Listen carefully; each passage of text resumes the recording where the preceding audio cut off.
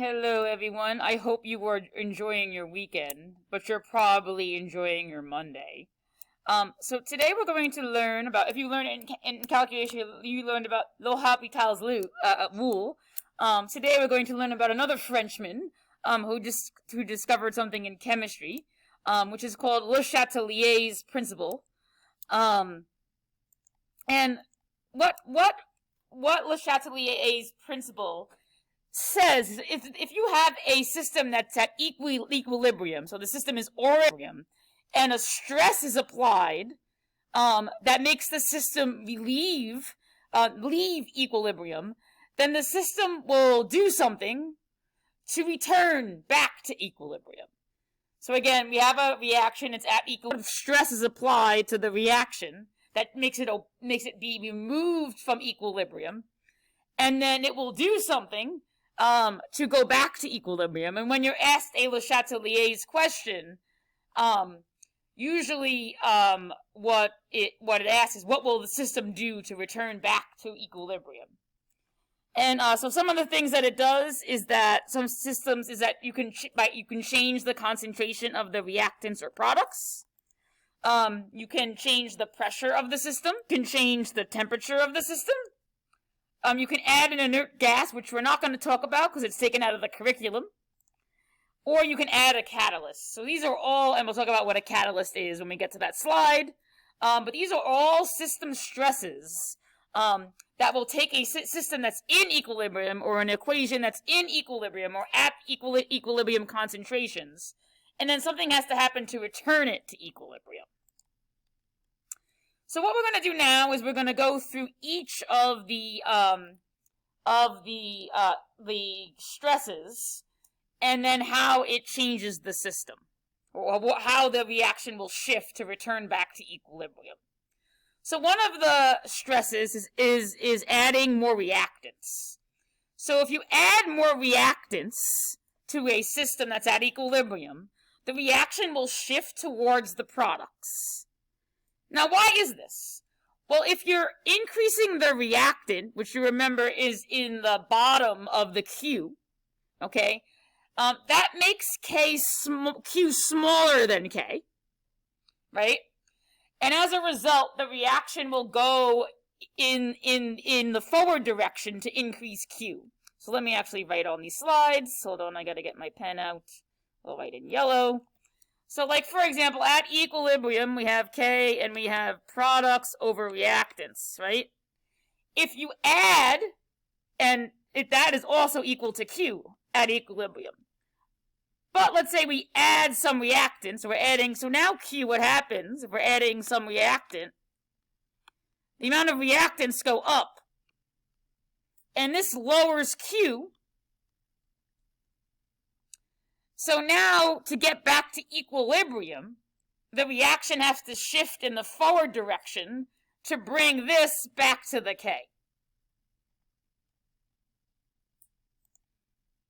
So, and now it's going to write over this, so let me pause for a second and relate. So again, the stress is adding reactants. And then the relief is making the reaction going in the forward direction and decreasing the reactants. That will cause the reaction to shift to the right to get rid of reactants. And I want my pointer back.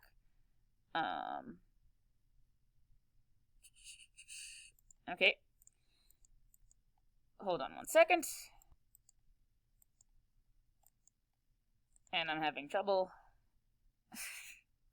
So just to review again, since I forgot what I said, since the slides were not agreeing with me. If you add a reactant, right, that's going to make K smaller. So then you need the reaction to go in the forward direction, decreasing the reactants that you added, and the forward direction is to the right, which will get rid of the excess reactants. So now, let's say you add a product.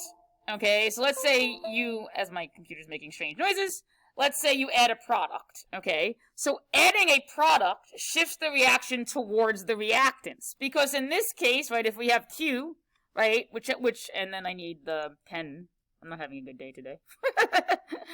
So if we have Q, right, So if we have Q, and now I have a pointer option, well, I'm just writing 1,000 today. So if we have Q, right, and in the beginning Q is equal to K at equilibrium, but then at equilibrium we're adding some products. So that means if you're adding products, P is going up, and then Q is going up. So in order to get back to K, the reaction has to go in the reverse direction to get rid of the products that you added. So again, the stress is increasing products, the relief is decreasing the products, and there to do that, the reaction has to shift to the left or go in the reverse direction to get rid of the products. So these are some practice questions, okay? So which way will the system above shift if NH3 is added? So if you add NH3, okay, that's a product, is going to shift to the left, okay, it's going to shift to the left to get rid of the NH3. It's going to shift towards the reactant. So here, the reaction is going to shift towards the left, okay? Again, because we're adding a product and it needs to get rid of that product, so it's going to shift towards the left. So which way will the reaction above shift if N2 is added? All right, so if N2 is added, and I'm going to do this in a different color. So if N2 is added, right, that's a reactant. So that means Q is going, remember, reactants are in the denominator, so Q is going down. So when we add N2, we want to shift towards the products. And that's a shift to the right.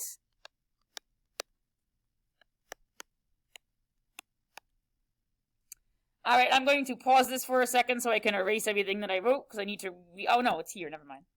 So this is a new reaction, and instead of adding reactants in this product, in this reaction, we're removing products, or reactants.